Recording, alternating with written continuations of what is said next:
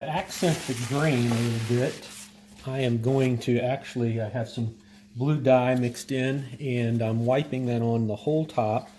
Have to be careful as it gets to the edges, because even though the edges are sealed pretty well, I don't want it to seep underneath the tape. You have to use a special tape for this, just like you would use an auto body to keep the sealer or the dye from soaking underneath of it. And so what I'm going to do is I'm going to wipe this on, and it'll stay in the green, darker in the green areas,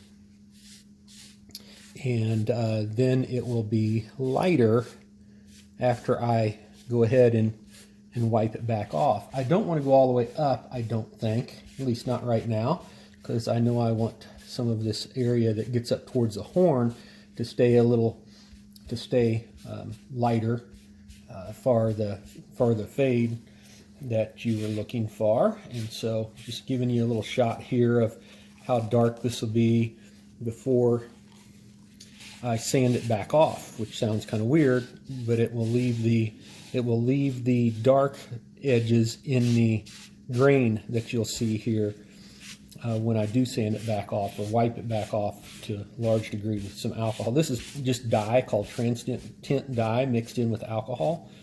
And TransTint has a metallic component to it that keeps it from fading. It's more UV resistant than traditional powder dyes that we used to use and everything. So that gives you a little bit of the idea of what this top will have to it with the shimmer, you can see.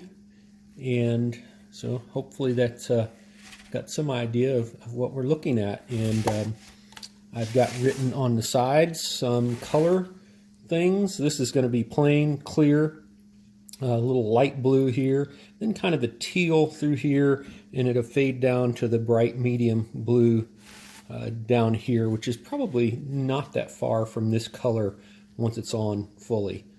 You can see the color in the towel.